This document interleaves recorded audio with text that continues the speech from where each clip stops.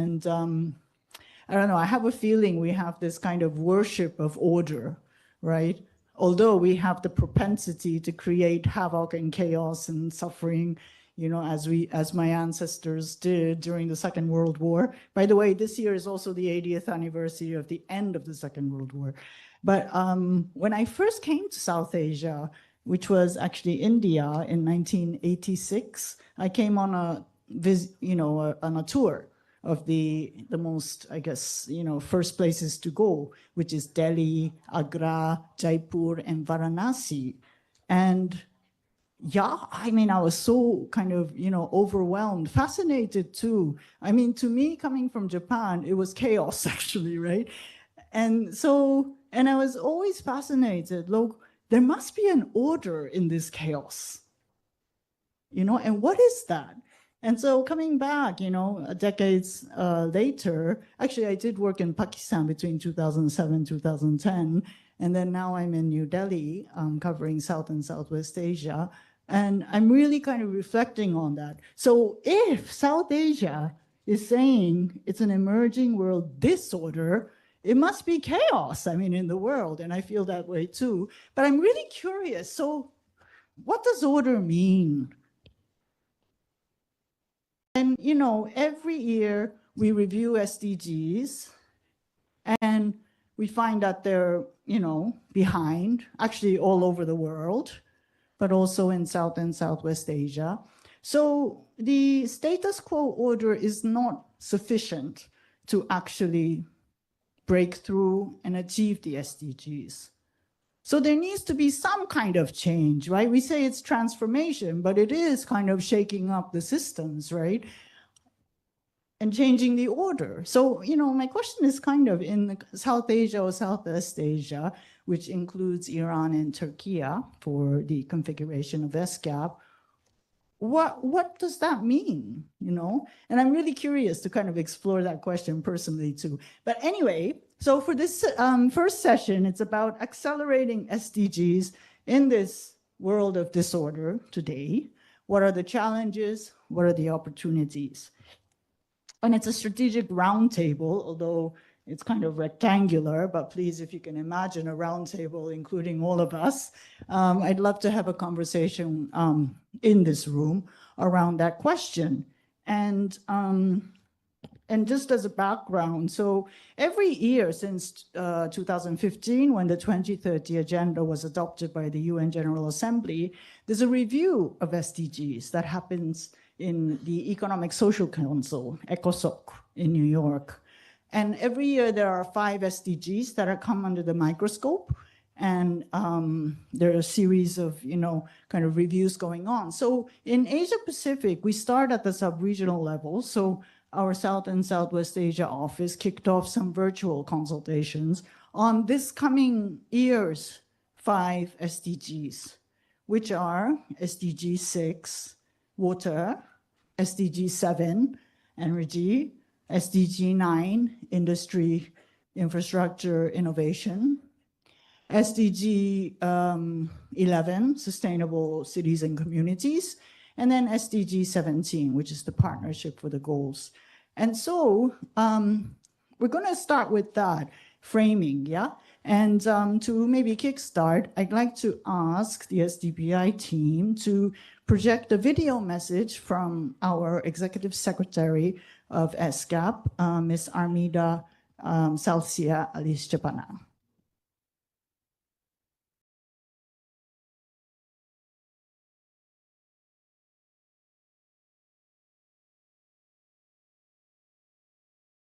Excellency Mr. Awais Manzur Sumra, Secretary of the Ministry of Planning, Development and Special Initiative of Pakistan, Dr. Abid Qayyum Suleri, Executive Director of the Sustainable Development Policy Institute, SDPI, Mr. Muhammad Yahya, UN Resident Coordinator in Pakistan, distinguished delegates, ladies and gentlemen. It is my pleasure to address this sub-regional forum on sustainable development. I would like to express my appreciation to the Ministry of Planning, Development and Special Initiatives, SDPI, and the UNRC for partnering in hosting this forum. In today's global environment, the rise in inequality is alarming, since half of the world's poor live in South Asia, and gender inequalities persist or even worsening.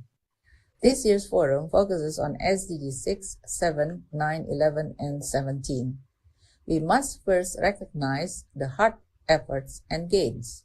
We find inspiring stories of women in remote areas using technology to access information, services, and markets.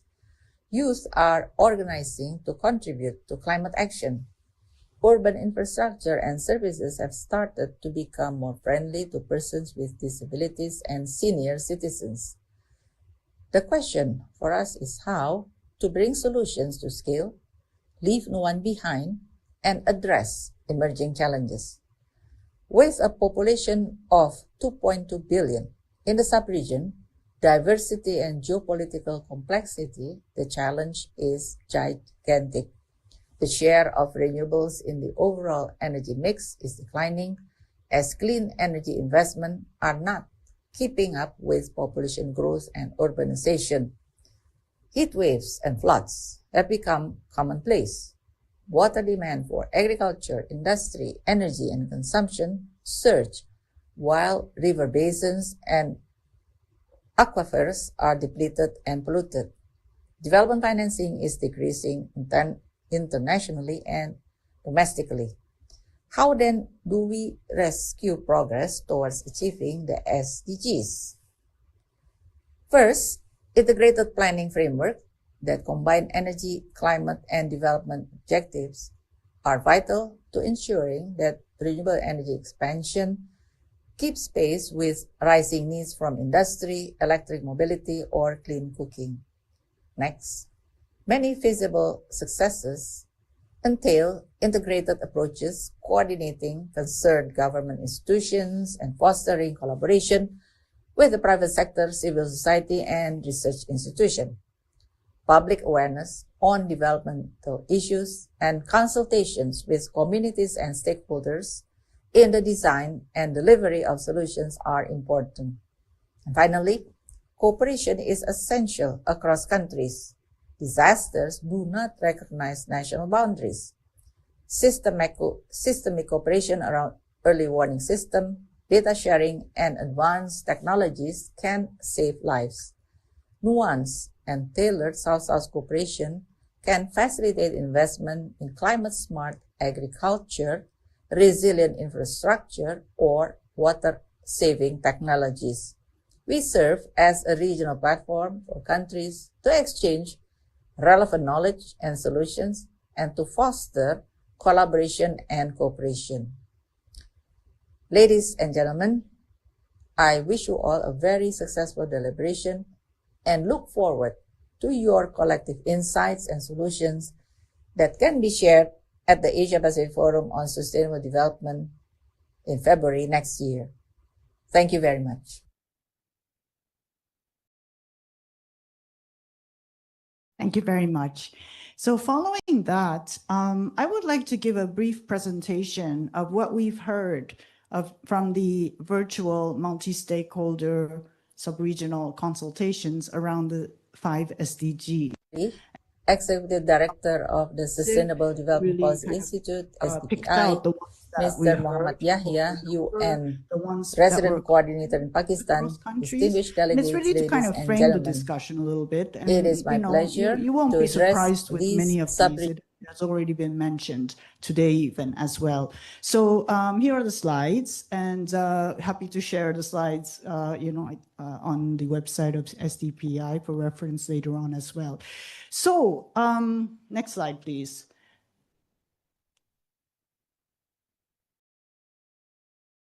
I think there's some slides that were skipped.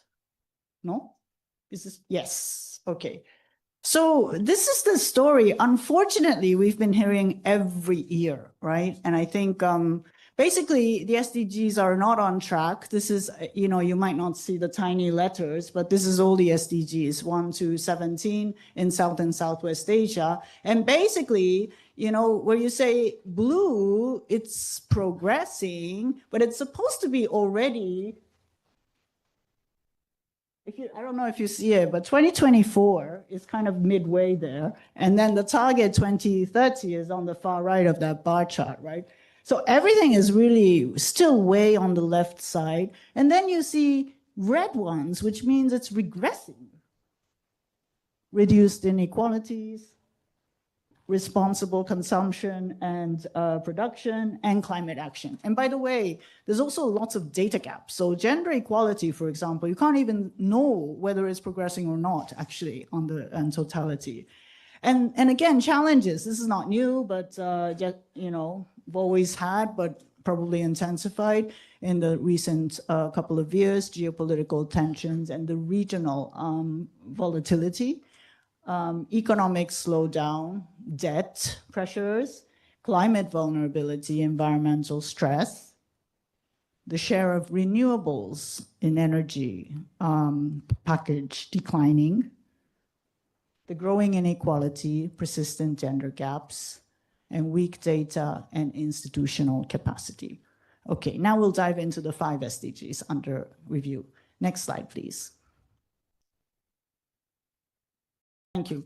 So SDG 6, clean water and sanitation, key challenges that were raised were this climate environmental pressures and the water insecurity. And this is really very tightly linked to the security concern in many countries.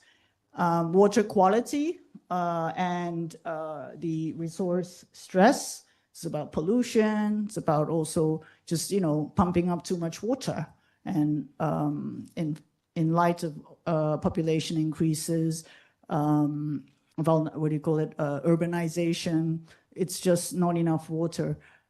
Aging and unequal infrastructure, meaning access issues of infrastructure as well, gaps of governance, institutional coordination at many levels, right? And also horizontal and vertical interministerial, also, different layers of governance. And then the water basin cooperation.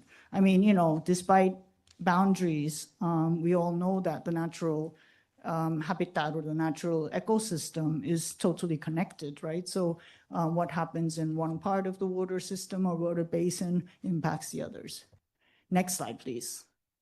So SDG 7, affordable and clean energy, the key challenges that came out over and over was this heavy reliance on fossil fuel and the declining share of renewables, despite the fact that renewables are actually, increasing. Infrastructure, the grid capacity, the outdated transmission networks, and also lack of technology. Also, it's suboptimal in terms of the energy transmission and also transformation into the renewables. Low private investment and limited access to finance for small renewable projects, and lack of regional cooperation. Again, going back to that earlier thing, how it's connected, and actually how, clean energy could be, transmitted across borders, could help. Next one. SDG 9, which is industry, innovation, and infrastructure. So financial gaps, low research and development spending, and slow technological adoption.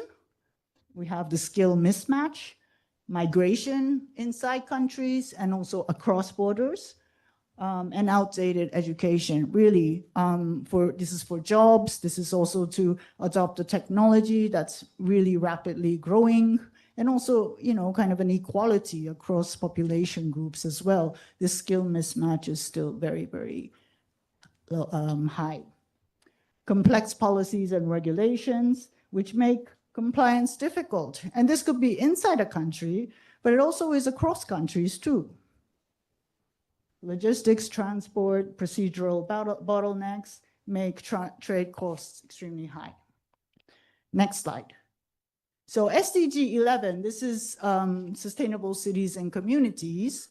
Key challenges, unplanned urban growth and rising inequality amidst, in particularly South Asia, a growing population, still growing population, and also urbanization.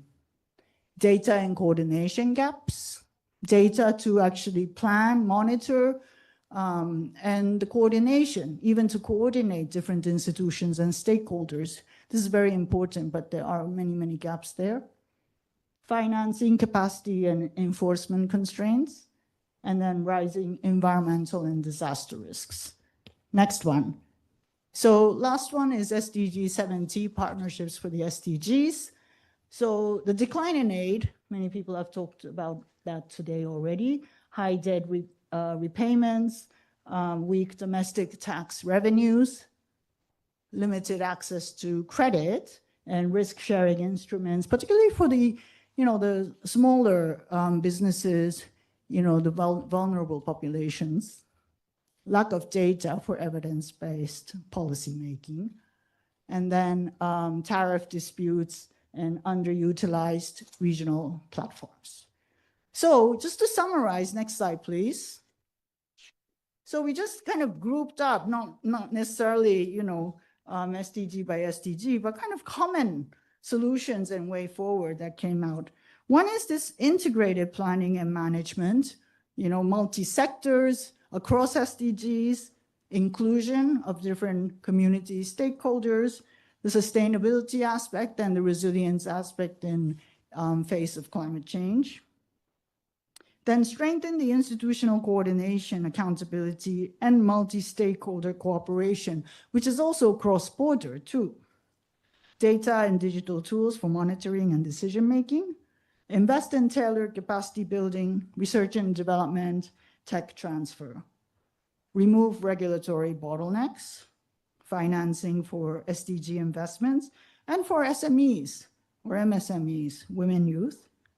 Optimize regional cooperation in data, knowledge, technology transfer, financing, and also to tackle transboundary issues.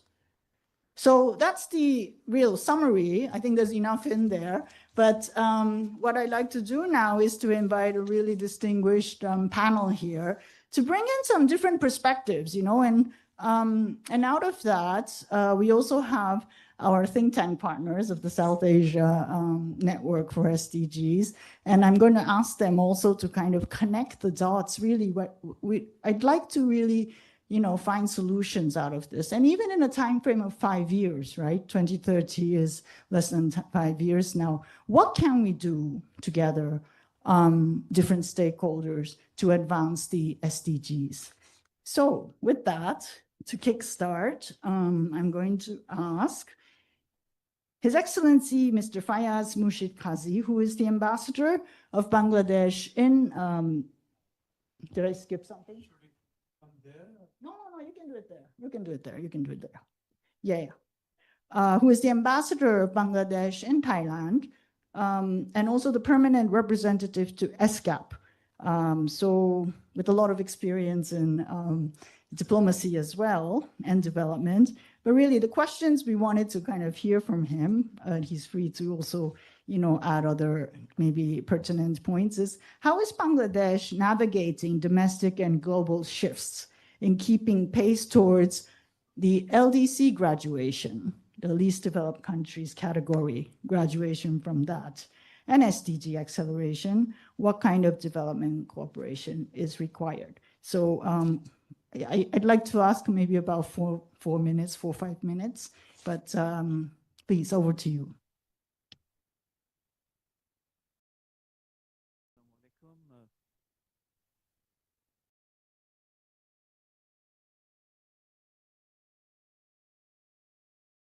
Assalamu alaikum. No.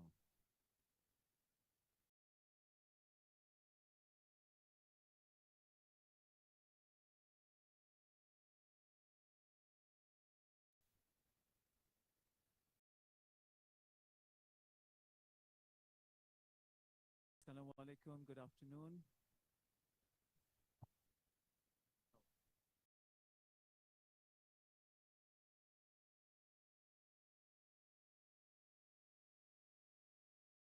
It's not helping.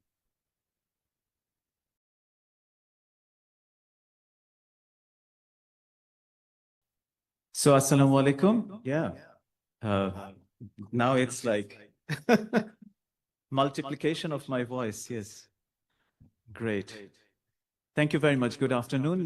Thanks to SDPI and thanks to ESCAP for inviting us here. It's a pleasure to be here. My first time in Islamabad, actually in Pakistan. So again, an added pleasure. I live in Bangkok at the moment, and I often complain that we have to attend meetings where we only see South Asian faces. And going from South Asia, staying in Bangkok, attending meetings with only South Asian participants, that's a bit depressing. But this forum is a welcome break, a welcome change. It's very good to have a South Asian discussion in South Asia itself. And again, thanks to the organizers for giving us this platform. Now, like others were saying in the morning, we have the similar challenge that so much has been said that we don't really know what we can add. So when I was sitting there, I was scanning the room and I saw that all the experts are on this side. And very refreshingly, many young faces are on this side. So I did my mental mapping and I decided that I'm not going to preach to the choir. I'll probably try to speak mostly to the young minds here. And I particularly felt encouraged when I heard that they will be participating at a model UN conference, that kind of a session. So probably it would be good to have more of an interaction with them. So please bear with me. Now, going to the title of our discussions, I think we are focusing a lot on the word disorder leading to chaos and all that.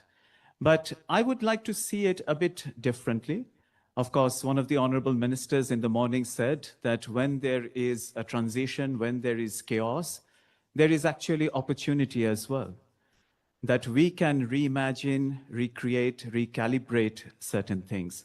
And I would borrow from the Singaporean leadership when they often say that, yes, what we are witnessing is the dismantling of an old existing world order. But that does not mean that a new world order is not in the offing or not in the making. It's just that we are going through that transition when the old world order is phasing out, but we still don't know the shape or outline of the new order. So during this transition time, yes, there will be some tension, some restlessness, some anxiety, and we have to bear with that. But as many people say, that we do not learn from history.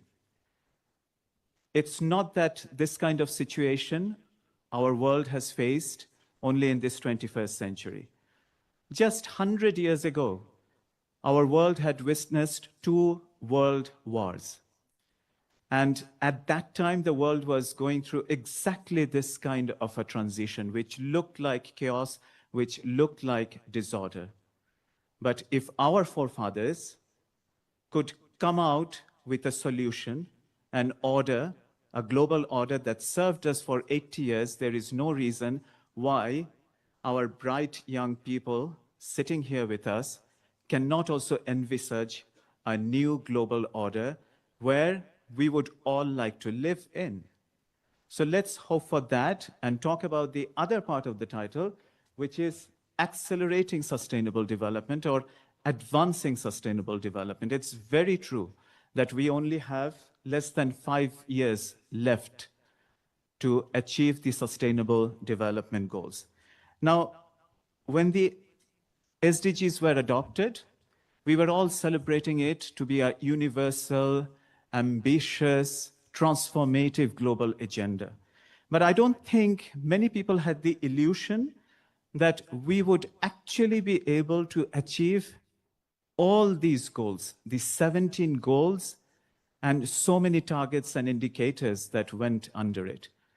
But at least as the international community, we made the commitment that we will work towards achieving that. And that's where the discussion on Bangladesh perhaps comes in. What have we done? We immediately embraced the SDGs within our national development strategies. And when I say national development strategies, it also includes our climate adaptation plan, our disaster risk reduction plan, our technology mobilization plan, everything of the sort. Because SDG is such a massive agenda that it touches upon every single development concern that we do have. And that interaction, that interface was absolutely critical. Then second thing, coordination. I think many people talked about the gaps in coordination and synergies since morning. But quite cleverly, what our government had done, they had set up a SDG coordination office at the Prime Minister's office itself. And when the Prime Minister's office sits on top of an agenda, it actually helps mobilize the whole of government, mobilize all the ministries and agencies so that they can come together and work with single-minded focus. Yes, there are always some turf battles, some tensions, some deflection of priorities, but once the decision comes from the top, when the monitoring is done at the top, then it helps all the government stakeholders to work behind this single agenda. Third, and most importantly, geo-NGO collaboration. We have in the audience our experts from one of the leading think tanks in Bangladesh, Center for Policy Dialogue. They have been championing this issue through citizens' platforms to hold the governments accountable as to what we are doing in terms of delivering the NGOs. So involving all these diverse stakeholders, that is absolutely of paramount importance. But that does not mean that we did not have gaps. And that's my second point. We had done our voluntary national review, as Ms. Tanaka was talking about, this year as well, particularly on the 5 SDGs. But while we were doing that, like other countries, we also did a stock taking of all the SDGs. And probably it helped that we don't have a political government at the moment. It's an interim technocratic government. So the report was refreshingly frank and honest. It did not try to brush aside any of the facts and realities on the ground.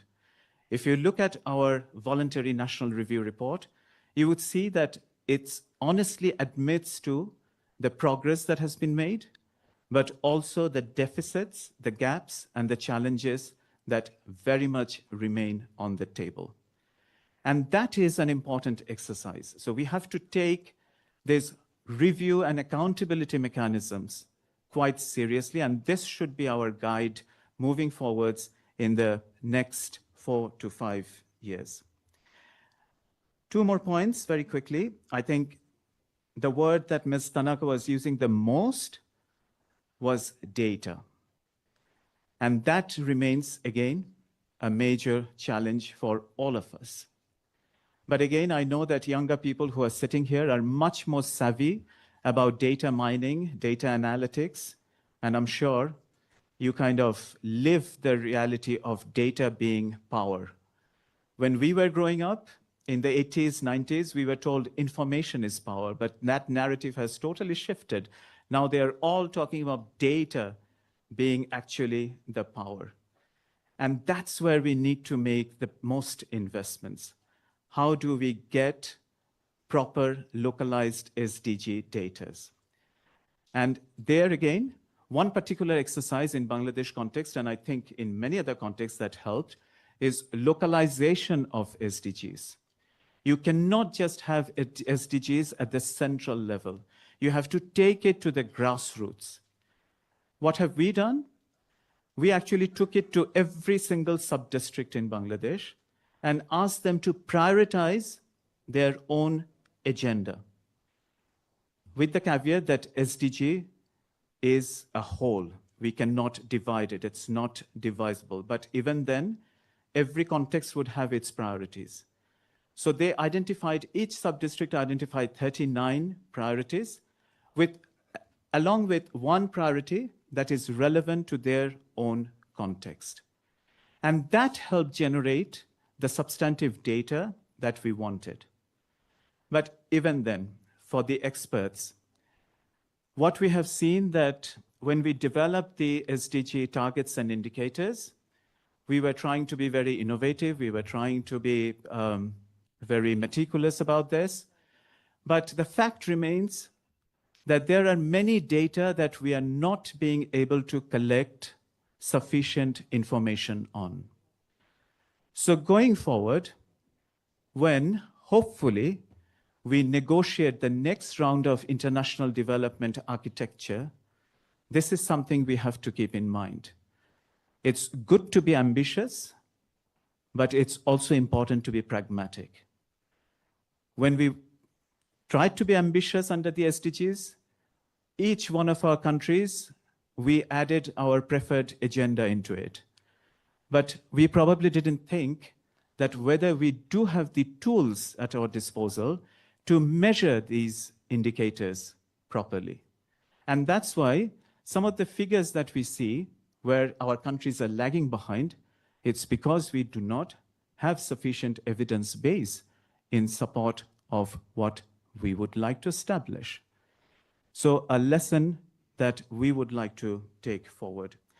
And my very last point, going back to geopolitics again. Absolutely. I mean, in South Asia, we need better integration. A small territory like Bangladesh with a huge population of 180 million plus people, we have no illusion that our development can be ensured without effective regional cooperation or integration. And that's why SAARC has always been important for us and many other regional and sub-regional platforms. There are challenges, and people are talking about geopolitical tension, but countries like us, we cannot afford to choose sides. That has been our guiding motto all through, and this will continue to dictate our foreign policy. And I believe that it is probably no exception for Pakistan as well. For countries like ours, with our huge human resource, with our strategic locations, with our sufficient potentials, we have to maintain a delicate balancing act. So with those words, I'm sure I overshot my time, but thank you very much for giving us this opportunity. We'll be coming back to some of the other points at the other sessions. Thank you very much. Thank you, Ambassador. We had triple the amount of wisdom coming out of that intervention. So I have to be better at the timekeeping. I was also quite fascinated and interested by what you said. Thank you so much for that.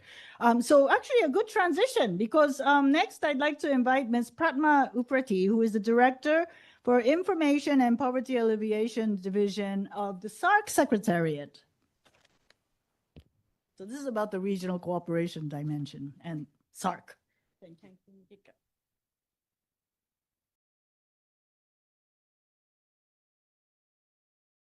Good afternoon, everyone. Excellencies, distinguished delegates. Today, I'm representing SAARC Secretariat, so my presentation will focus only on regional perspective. Thank you, Madam Moderator, for providing the floor.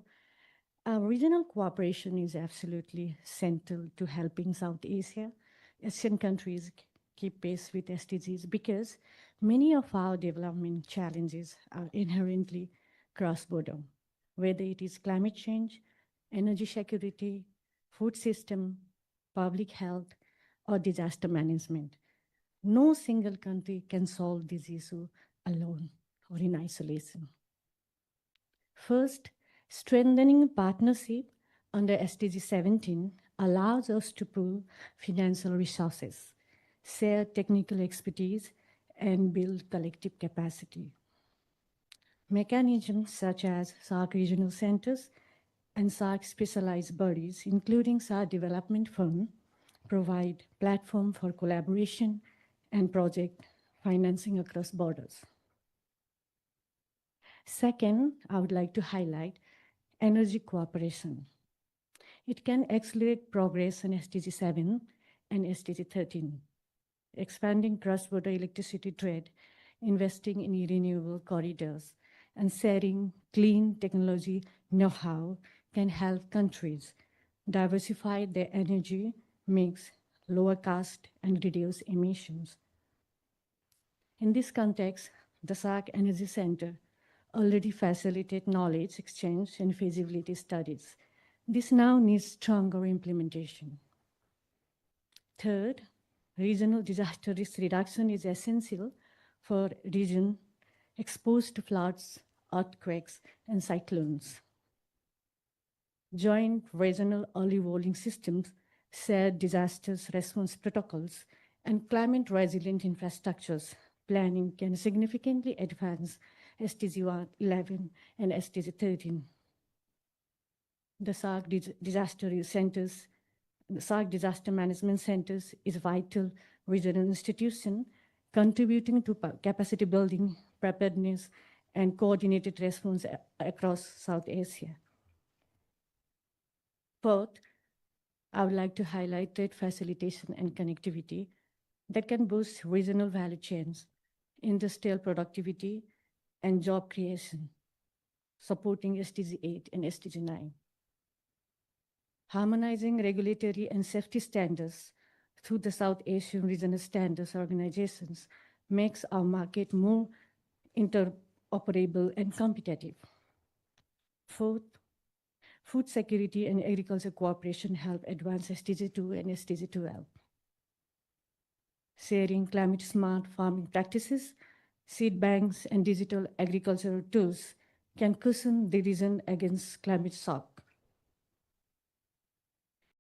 We also saw during the pandemic how health cooperation aligned with SDG 3 can improve surveillance, supply chains, and access to vaccines. Disease don't recognize borders, neither should our response system. Across all these domains, regional cooperation empower women and vulnerable communities, advancing SDG 5 and SDG 10, especially through regional training, entrepreneurship development, and labor mobility framework. The opportunity before us is clear.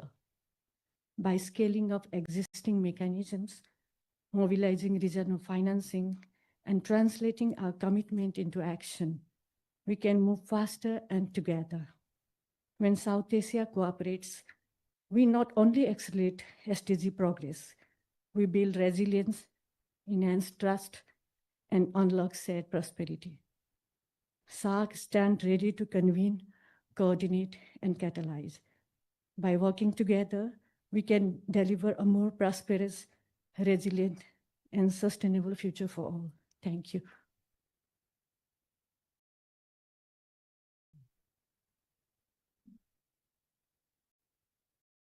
Thank you very much, Ms. Pratma. SCAP also has this mission for regional cooperation, so really collaborating with the SARC Secretariat and other sub-regional organizations or regional organizations is really, really important. So I'm going to move now to civil society. We're fortunate to have a network of civil society organizations in Asia and Pacific who kind of organize themselves to be able to participate, bring the voices from different civil society organizations from around the region. So let me ask Mr. Daya Sagar Shrestha, who's also the Executive Secretary for the National Campaign for Sustainable Development in Nepal, but who has been the focal point for South and Southwest Asia, to share. They've had some consultations already amongst the civil society organizations of South and Southwest Asia. What are notable gains in the work of civil society and advancing SDGs so far? What persistent or emerging challenges is civil society facing?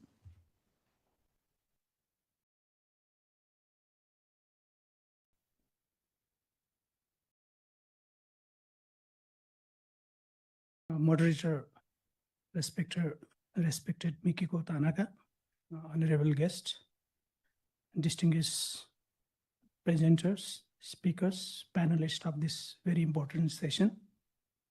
It is my immense pleasure to present the civil society perspective on accelerating SDGs in the world today. My general observation over the progress of the SDG in our sub-region is not encouraging.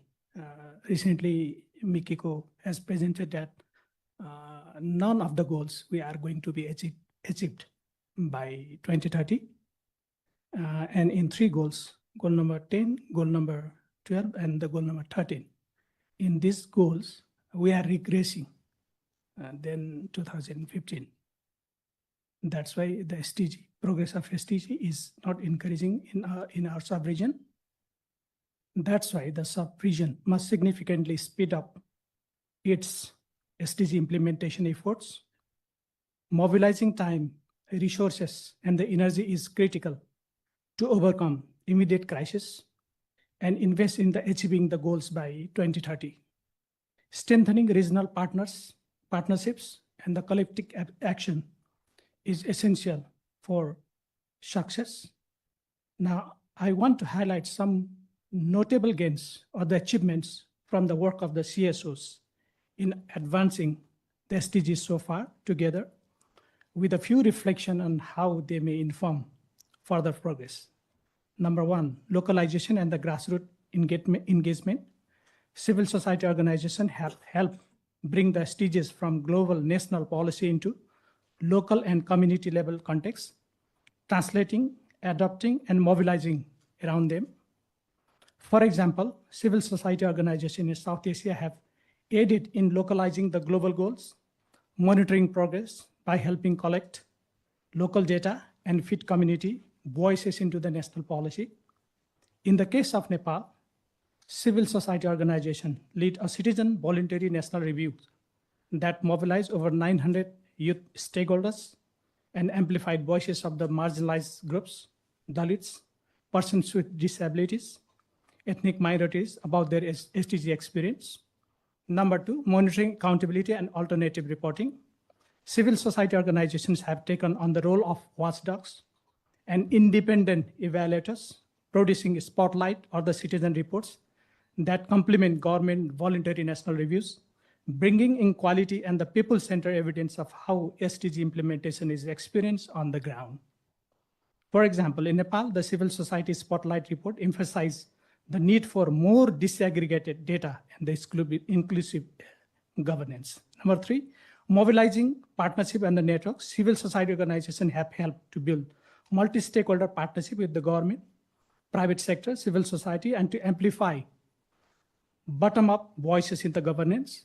Many civil society organizations are leveraging their community roots and the networks to engage groups often excluded from the formal policy processes, such as women, youth, indigenous peoples, persons with disabilities.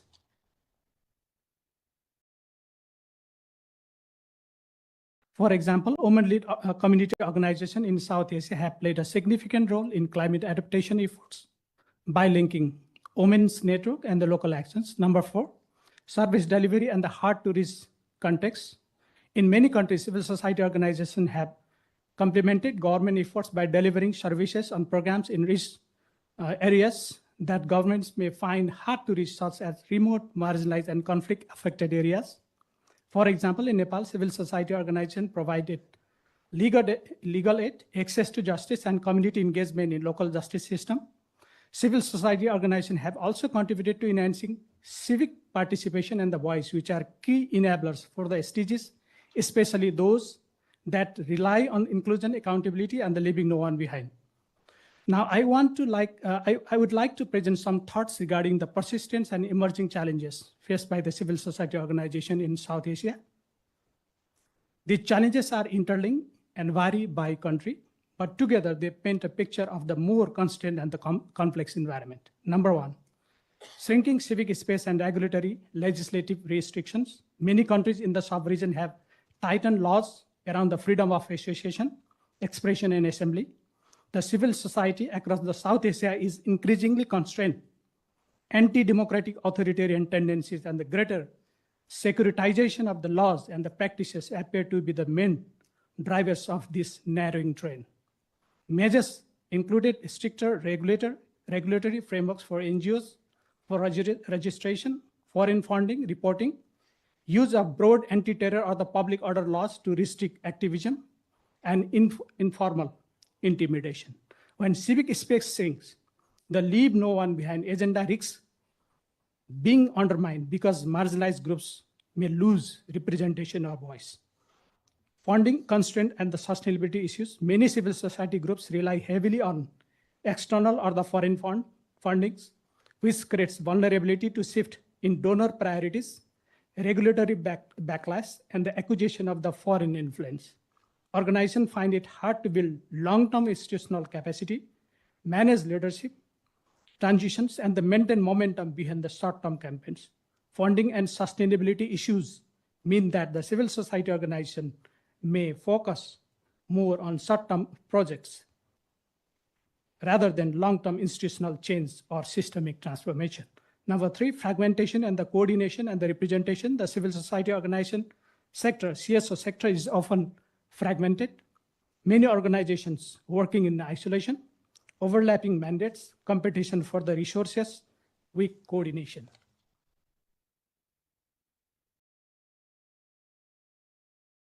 Questions arise about the representation and the legitimacy which groups truly represent marginalized communities. How inclusive are civil society organization, governance structure, and how to avoid elite capture. Number 4, digital and the information related challenges. While digital tools offer new opportunities for mobilization, they also bring risks of surveillance, internet shutdowns, restriction on online expression, digital divides, disinformation, etc. Some civil society organization is in low resource setting, struggle with access, digital literacy, security of data, and the platform. Digital divides and the fragmentation hamper the potential for the broad-based coalitions and inclusive mobilization. Number 5, operating in complex political and the social context. Many South Asian countries are face interest inequalities, authoritarian or semi-authoritarian political systems, majoritarian pressures, and the sometimes conflict or the fragile institution. Advocacy on pertinent issues can draw the stale hostility or the backlash. Operating in politically charged environments means civil society organization may be forced to self-censor, limit their scope, or shift to less sensitive work, limiting their informative potential. Number 6, scaling localization and the connecting global agendas. Many civil society organizations operate at national or the urban levels, but reaching remote, rural, or the marginalized communities remains a challenge. Localizing global framework, including the SDGs, meaningfully at the community level is uneven. Balancing local community-driven priorities with donor global agenda can create tension and reduce relevance or the ownership. Number 7, data monitoring and accountability gaps. Effective civil society action requires good data disaggregated by gender, caste, religion, etc., capacity to monitor and evaluate to feed the evidence into the policy. Many organizations lack these resources or the face data deficits without monitoring and accountability mechanism. Civil society organizations struggle to turn advocacy into the sustained policy change. This constraint I mentioned here reduce the ability of the civil society organization to act as an independent watchdog, advocates, service providers, and the community voice holders. All those roles are vital for advancing the SDG, especially those about the inclusion, equity, justice, and empowerment. I stop here and thank to UNSCAP for giving me opportunity to share the perspective of the civil society organization. Thank you for your attention. Thank you very much, Daya. So continuing on kind of civil society, I think, we're also fortunate to have partners in youth organizations. So I'd like to invite Mr. Danish Tariq, who's Youth Advocacy Network and the UN Major Group for Children and Youth. They're also part of this network of the Asia Pacific mechanism for civil society coordination. So what challenges are youth facing that requires attention and adjustment by policymakers and implementers? What role can youth organizations play?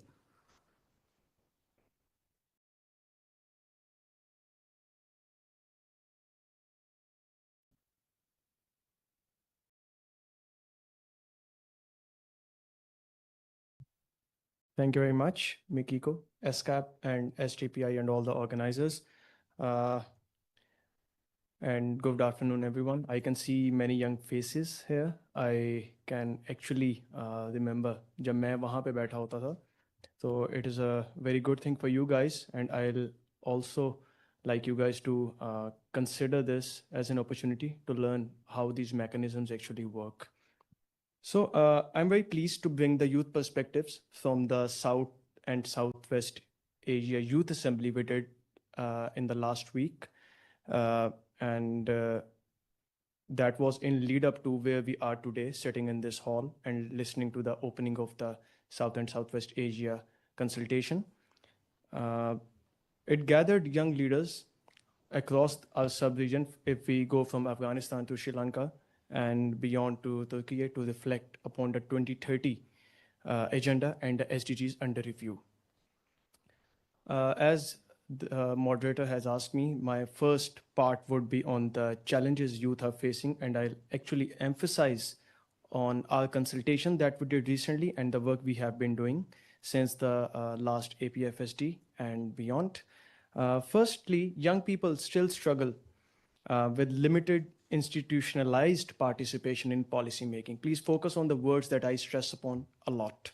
And that is also, that has a lot to do with the people sitting at that end as well. According to UNICEF, South Asia has the largest population of young people in the world, with more than 30% of the world's total number of youth, whereas according to Interparliamentary Union, only 2.8% parliamentarians are aged under 30. The exclusion of youth from these spaces is not only unjust, but has also important policy implications. These gaps mean decisions affecting our and our upcoming generation, that is you guys, from clean energy transitions to sustainable cities, are too often made without us. जो decisions हो रहे हैं वो हमारे बगैर हो रहे हैं. So just keep that in your mind. Second, inequality and access gaps remain stark. The climate crisis, rising urban costs, and digital divides further deepen these inequalities. As I would like to quote on one of our Afghan youth speaker during the last week consultation, that actually reminded us that exclusion from education is not just a development gap, it is a human rights concern. Third, youth-led solutions are often underfunded and undervalued. Despite their innovation and community work, whether in renewable energy, social enterprises, or advocacy, and we know how much funding goes to youth-led organizations. Without sustained investment, we risk losing the creativity and leadership needed to accelerate progress on SDGs and beyond. My second part would be on what policymakers and implementers can do to truly accelerate SDGs and beyond, because I would say beyond because we are only less than 5 years are left to Agenda 2030. So I will talk about the 3 key shifts. Number 1, from tokenism to institutionalization. Embed youth perspectives into governance systems, not just events and panels or the participants. Number 2, projects and investments. Allocate long-term funding and not only technical support. I'm emphasizing on this because we have seen everywhere we can provide technical assistance and we know what is that. So I will emphasize on allocate long-term funding and not only technical support for youth-led innovation and community action. Because we believe that we need to work and go beyond from being beneficiaries to partners. Strengthen partnerships across sectors, ensure youth co-create and co-monitor together. Number 3, I would talk about the role of youth perspectives and the role of youth organizations mainly. Youth organizations are already innovators, creating local solutions for clean energy, waste management, and social inclusion. They need to be bridged and connected with policymakers on the ground realities. They should be accountability partners, ensuring that governments and institutions remain transparent and equitable. However, They also need policy recognition, equitable access to resources, and consistent collaboration to reach their potential. I hope I'm not taking long, but my last point would be that youth are not a demographic challenge. We are the region's greatest asset if taken to be. If the region has to achieve the 2030 agenda and sustainability, and you would say development, youth must be seen not just as beneficiaries, I would repeat, but as equal partners and co-architects of development. Thank you.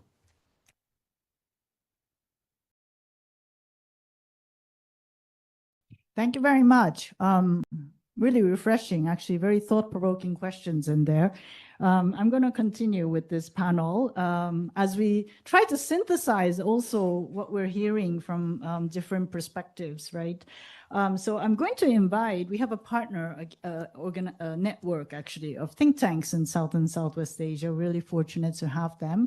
And I'm going to ask them to actually do the think part a little bit because we've heard a lot, right? Different perspectives. So questions like, what do governments in South and Southwest Asia need to focus on and or need to change to not lose momentum towards SDGs? How should governments engage civil society and youth to ensure inclusive development process and results? How critical is regional cooperation and how can cooperation be fostered? So with that, I'm going to first invite Dr. Sajid Amin, who is the Deputy Executive Secretary of SDPI, our co-host here.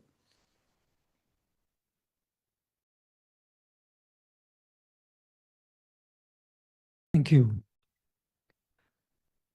This is good. I have my people there, they're clapping. First of all, my apologies for my bad throat. I visited Lahore and heavily interested on smoke guns and got a bad throat. My sympathies with you also on this side of table.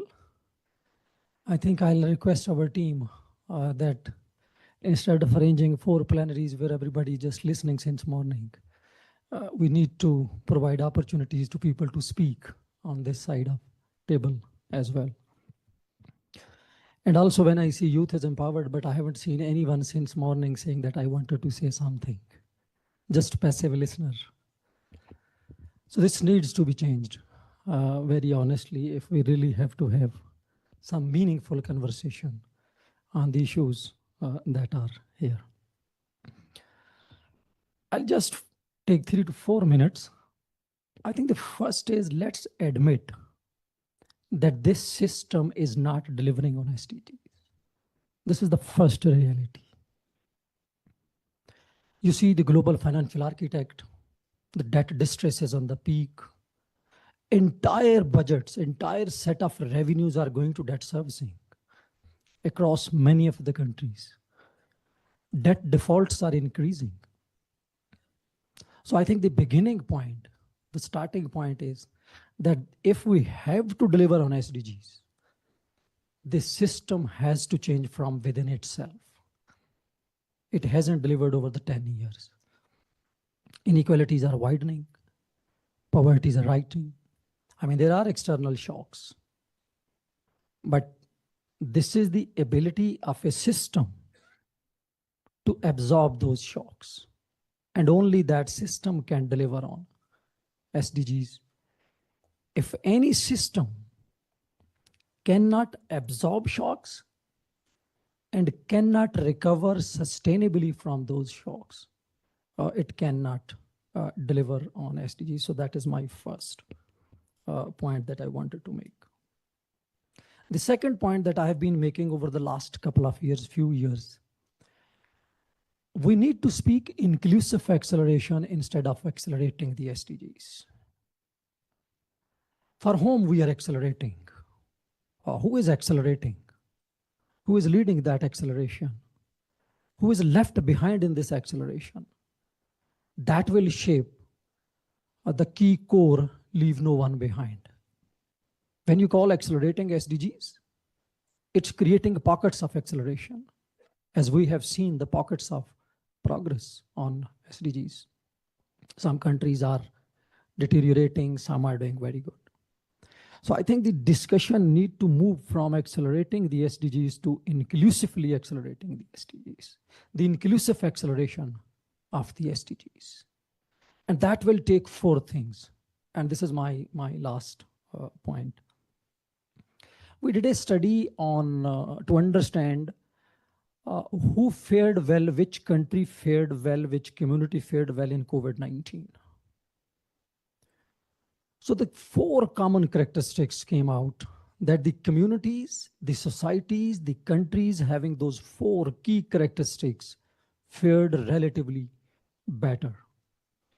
The digital skills, the societies, the communities, those who have access to digital, those who have ability to use digital platforms, the digital skills, they performed better compared to the societies, those who did not have those. Social networking came as one of the strongest factor.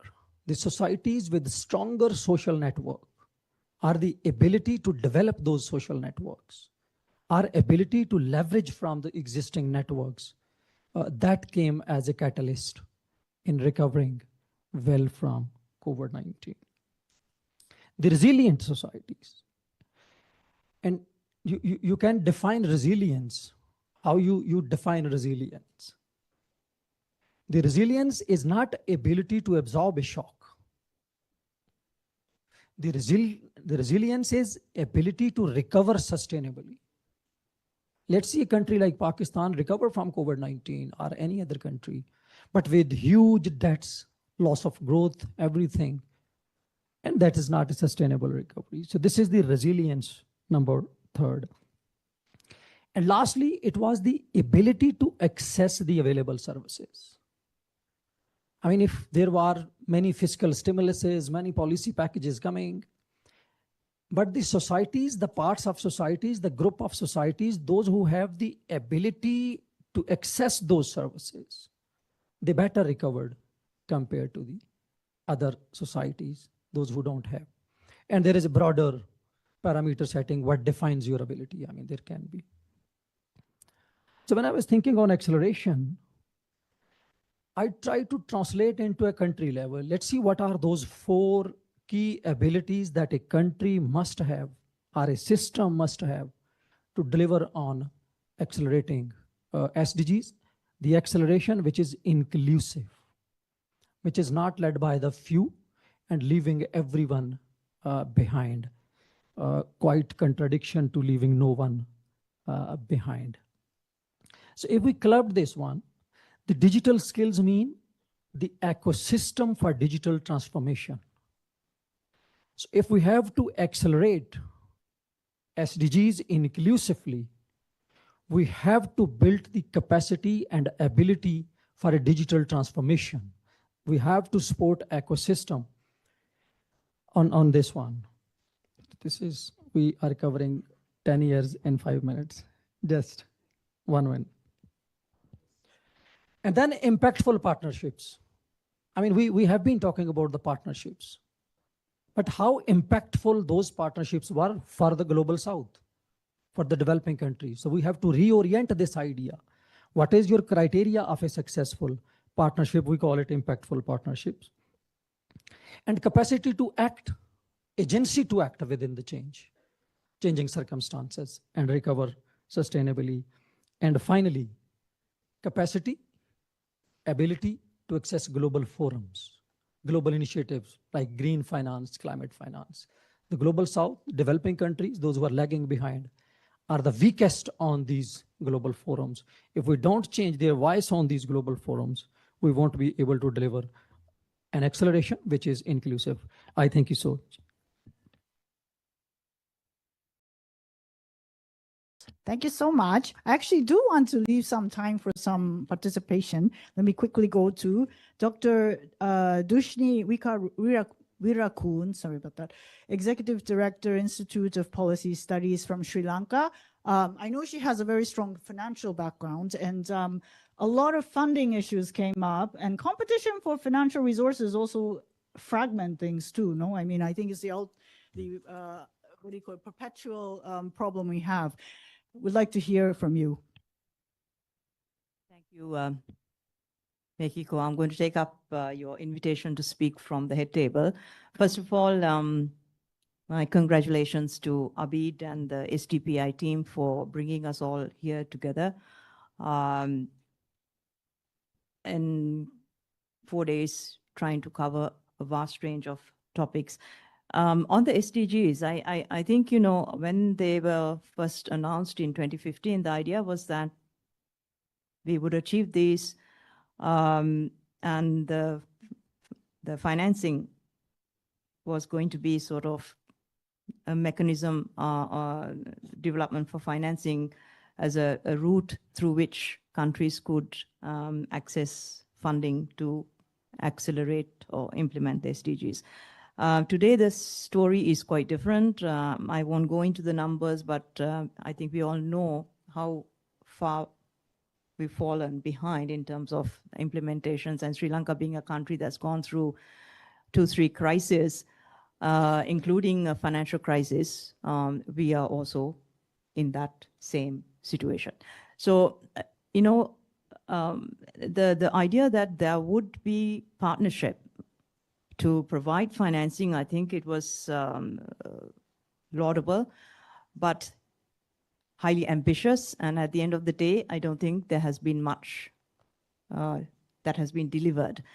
And when we look back to the next 3 to 4 years, and this came out in many of the discussions in the previous sessions, the conditions also don't look that encouraging. If you look at the context of the countries that do require that funding, climate-related impacts are going to get worse. Conflicts, displacements, we will need more funding. We are behind track in implementing anyway. And on the other side of the table, again, a point that was made earlier, the multilateral system is, you know, it's the fragmentation and splintering means that it is going to be very difficult to bring some consensus to support the idea that there should be a rethink on the financing.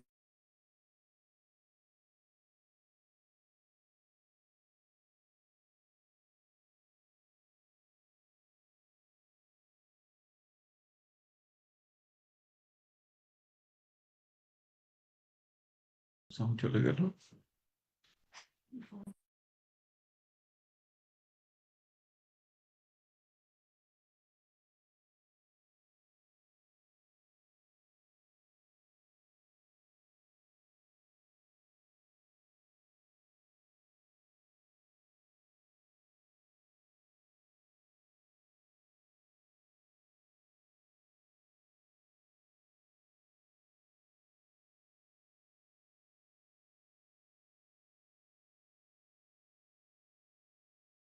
From my own country, where we are under an IMF program, the fiscal restructuring has been quite tough to raise domestic tax resources. But at the same time, the government has also been talking about raising blue bonds, green bonds of about 10 billion. But all of that depends on your ability to ensure that you keep improving your fiscal position in order to keep your sovereign ratings at a reasonable level, etc., to raise bonds even of that nature. So in all of those discussions, I think we have perhaps been distracted by what we need to do at home. Before this, financing for development became such a topical focus, countries were talking about their need to develop domestic capital markets. We lost sight of that, and we hardly speak of that now. And most importantly, I think we need to look at the expenditure side of our public finances. So even the amount of money that we do have, are we spending it effectively and efficiently? Again, a point that was raised that, you know, when countries have a fiscal crunch, you tend to divert funds away from education, health, and into other sources. We do that, but we also waste a fair amount of money on our expenditure side that governments are not tackling. And I think that is where we should put our efforts in the next 3 to 4 years, develop our capital markets, look at our own public spending side, while all the tensions and disputes on the multilateral side ease up, and then we revert back to the global agenda. Thank you.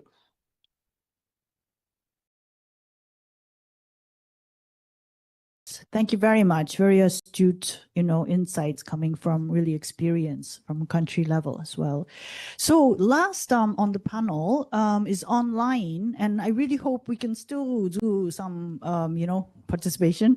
It's Ambassador Dr. Devapriya Bhattacharya, who is a convener of the Citizens Platform from SDGs and a distinguished fellow at the Center for Policy Dialogue in Bangladesh. I do want to kind of ask that question on institutions, order. What is the order? What is the institution that will be inclusive in decision-making, in policy-making, in the implementation, and also affordable as well? I mean, so many people want to participate. They don't feel they are taking in. I'd be curious to hear what you think about that too.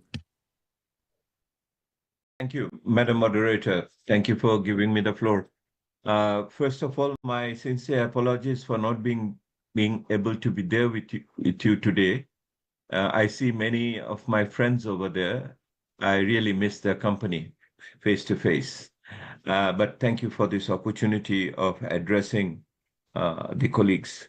I do appreciate the question you have raised, and it is a very valid question in the context of South Asia, if not for the whole world, when we are seeing the disruptive development, rise of the polycentric processes in different cases, aggravation of climate adversities, the debt defaults, and all others what we know of. So one of the major experience across the world, and in South Asia in particular, and if you want to zero down more than Bangladesh, Nepal, and some other countries in the region, the issue of inclusion has come up very strongly.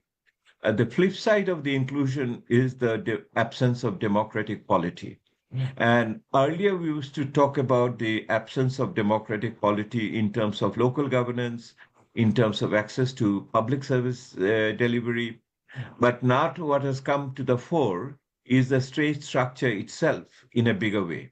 All the important components, whether it is legislative organ or whether it is the executive part, law enforcement, human rights protection, judiciary, all these issues have now come to the front. The major issue which has come out during the last voluntary national review by Bangladesh, the third one, what we have done this year, also brings out this question, what you call the disquieting turning point, that within the countries, how do you make that inclusive development? And the start of that is having a good, free and fair elections, national elections. And in the absence of that democratic polity and accountability, the major participation process is somehow throttled. But no less has become important is the issue of the local government. The politicization of the local government and disempowerment of the local constituencies have also turned out to be a major important issue in these countries across the region, if not across the world. The other important lesson which has come out, that till now the development process, what we have pursued, even within the era of SDGs, had been largely supply driven. Largely supply. We always thought that if we improve the delivery of, have more capacity with the school children, school seats, if we have more capacity in terms of doctors in the clinics, then automatically it will translate into public service. Experience has shown that is a very simplistic assumption. The demand side part of it, the voice, the agency, the organizational capacity of the left behind people, which happened to be one of the major realization of the new development consensus across the world, was absent in many ways. So when we, even with the development partners, international development partners, and our respective governments, we try to deliver SDGs, we still remain very much locked up on the supply side factors. And when the supply side factors institutions faltered, the demand side absence, the voice part, the inclusion part became very obvious in many ways. And when these two could not really sustain each other, and then the breakdown happened in many countries. Bangladesh is a case in point in that respect. Now, till the other day, we had been talking about financing as the major problem. If you take a step back, we talked about data deficit and data revolution. We still do not have 50% of the necessary data globally to track the implementation process on that. Then we talked about the financing deficit, and the financing deficit was related to both in terms of domestic resource mobilization, also of the overseas development assistance, and then between the NGOs, how they are going to grade the money. But then came in the biggest, the what you call the blended finance idea that or public-private partnership in many ways. It turned out to be a false alarm in many ways. The blended finance, because of institutional issues and also market failures, did not translate into realities in the countries like ours in many ways. So the financing gap has increased over time, and the private sector also could not really fill up those gaps as we have expected. In between, the debt deficit, the debt distress increased. Almost 70-60% of the countries now we are in the debt distress, and the debt distress again has fallen unevenly on the left behind people, and inequality has worsened over time during this period in that way. I can go on the list and make you feel very down in this late afternoon. But the issue is that the benchmark on which the SDGs have started has really changed significantly. And that significant change can be traced, if you ask me, then from the post-COVID period. And the post-COVID period is somehow happened to be one of those thresholds after which the whole grammatics of the SDGs really changed in that way. So what we have now here, the development consensus which we have had through the SDGs are now at this moment is being challenged by the new realities of the ground, whether it is breakdown of the multilateralism or for that matter, the rise of the polycentric areas in that way, or the geostrategic interest dominating the development interest in many ways, the long-term development objectives giving way to the short-term objectives on humanitarian approaches and etc. So we are under a new situation. The new situation has been partly captured, if not at all fully, marginally, by the FFD4. The Sevilla Compromiso has somehow given some hope, but although it came out without any teeth or claw, because it doesn't have a tracking mechanism, it didn't agree on the indicators and the targets in one way or the other. So that is in some way raised hope, but did not really develop into realities in many ways. We'll see how it goes. It's similarly the Pact for the Future. The Pact for the Future which has come along spoke about major new issues, for example, going beyond GDP. And youth employment and others. But yet, all of them, they stand in an isolated manner because there is no mechanism now which can coordinate between the FFD4 or the Pact for the Future or the remaining period of the SDG or the social summit coming up or COP30 coming up. So we are having number of events nowadays which essentially promised some processes, but at this moment we stand in a very desirous situation. To conclude, which essentially turns us back to ourselves.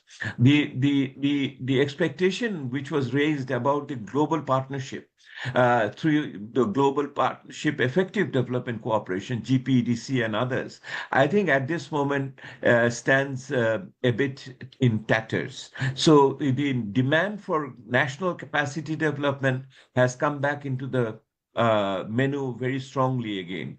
Again, that is again will take me back to my demand side approach issue, that we have to look now again very closely at our national institution. Madam, you refer to institution, national institution, the governance and the systems, and within which how do you put the voice of the marginalized people more strongly?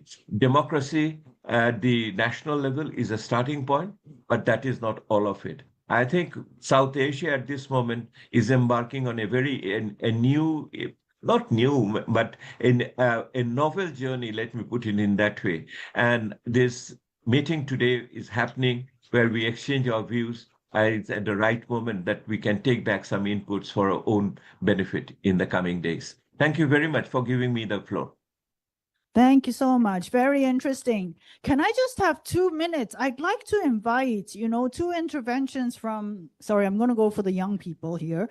One male, one female. Any intervention, just very briefly. We don't have a lot of time for Q&A, but if it is a question, that's fine. I'm not going to restrict it. But really, succinct ones.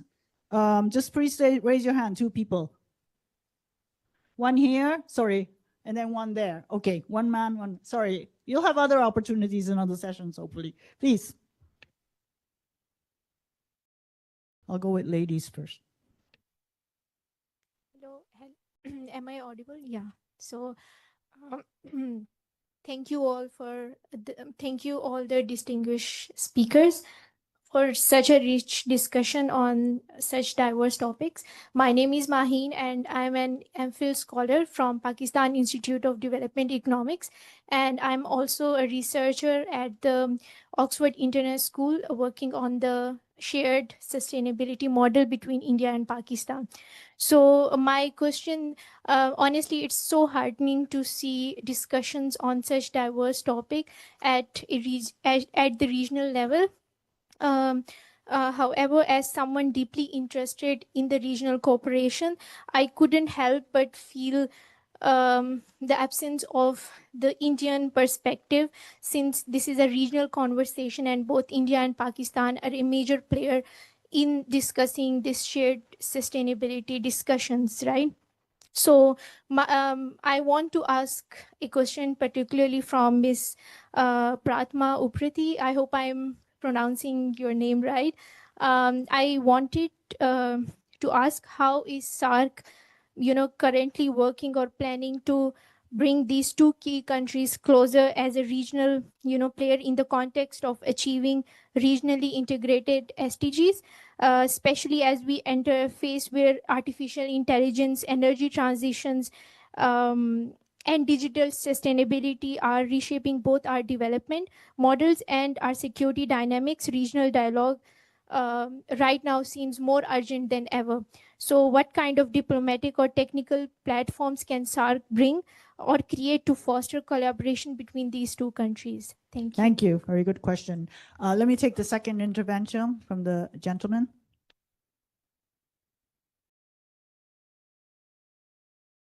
So hello everybody, hello your excellencies. So I'm a student, an O-level student studying in Cadet College Hassan Abdal, and for information, all of us, we are GP students and basically global perspective.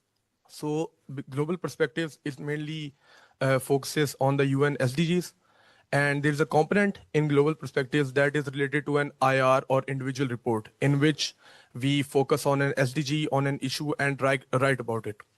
So I want to ask a general question from all of you, like, do you believe that implementing laws, is that the most appropriate way to fight climate change, or is there any other way to fight it? And if there is, then how do you think that it is more effective and efficient than implementing laws like the Paris Agreement and the Kyoto Protocol? Thank you. Thank you very much. How much time do we have, actually? If we have time to ask everyone to speak, I'll do that. But if we really need to be on time, I'm going to ask you, who do you want to ask that question to? Sorry, the Khalid or organizers. I know 3:30 was the time. Is it strict 3:30? Okay, strict. Okay, so can you choose one person to address that question to, because we don't have Like all the time. anybody who has a greater knowledge, a greater grip on the topic. Everybody has some knowledge, a lot of knowledge. So from hearing everybody, who would you like to address that question to? Except the moderator. This is the panel. So the youth represent. Okay, good. Okay, so be prepared. So let me, Sark, please. Thank you, Mahin. I think I correctly spelled your name. Thank you for your questions. SARC is member state driven organization. So the Secretariat is working collectively to all the member state, putting together all the focus area that it has. So we are working in different front. Like SARC Secretariat is working as facilitator, convener, organizer to collaborate with all the member states equally, not only 2 member states, but all the member states to achieve SDGs. So it's all the decisions are based on unanimously. So we only focus on those things that are beneficial for all the regions and for all the social and economic development throughout. So we are working on it. There are some mechanisms. For example, India is hosting SARC disaster management centers. Pakistan is hosting energy centers. Bhutan is hosting SARC Development Fund. All are collectively working to achieve SDGs by 2030. Thank you.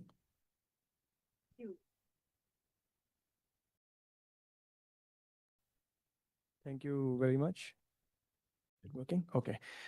Before coming to your question, I would like to raise to Madam Pratma that we are also the co-conveners for the SARC Youth Platform. So I'm really looking forward to work alongside you and see how we can integrate youth and bridge that and minimize that India and Pakistan gap for the better working of SARC and actually more meaningful participation of both countries. Coming on to your question about it was more holistic about implementing laws. Are these enough or not? I would say they are enough, firstly.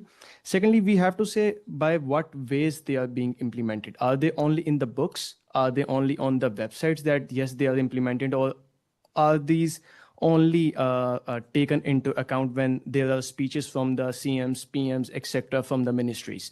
And how to check that? It is the accountability. I also shared in my remarks that youth and others should work together for the accountability. You have to see whenever Pakistan is actually a hub and myriad of policies. हम बहुत तेज हैं policy बनाने में. हम यूं policy बनाते हैं, एक issue है policy बना देते हैं. इम्प्लीमेंटेशन नहीं है और वो चेक कैसे होगा if there would be accountability. और अकाउंटेबिलिटी किसने करनी है? जो हम लोग बैठे हैं. We all have to hold the government and the institutions accountable through. हम लोग कहते हैं we do not have the resources, but we do have the social media. We can raise our voices there. SDGs सब integrated है, सब inclusive है. इनमें जो जो इश्यूज हैं, हेल्थ का है, एजुकेशन का है, you can raise your voice through social media. So you have to hold the government and institutions accountable. Then you can see if the policies are being implemented or those are only for remarks or for the books. Yeah, thank you. Thank you very much for answering that very difficult question. I think these discussions are very important. There was another online question, but I'm going to ask that Mr. Mohammed, I think, right? If you could ask that question at tomorrow's VNR VLR session, then Daya will be able to address that. So really, thank you so much. I mean, of course, there's so much more to discuss and deepen the discussion. I think, really, I feel that at the end of it, it is about really trust building between people, between countries, between different institutions, and how to make that, best to make it yeah, everybody benefit from it, right? So all these philosophical questions are difficult. But no, there are lots of examples too. So I think it's important to really capitalize, I guess, ask the right questions. I think Dr. Deba Priya's intervention really kind of, gave me the thought that, are we asking the right questions, and are we addressing those questions to the right people too? I think we should continue this. But really, applause to all the panelists, really wonderful. And thank you for your listening and participation too. To be continued. Thank you very much. Family photo. Thank you.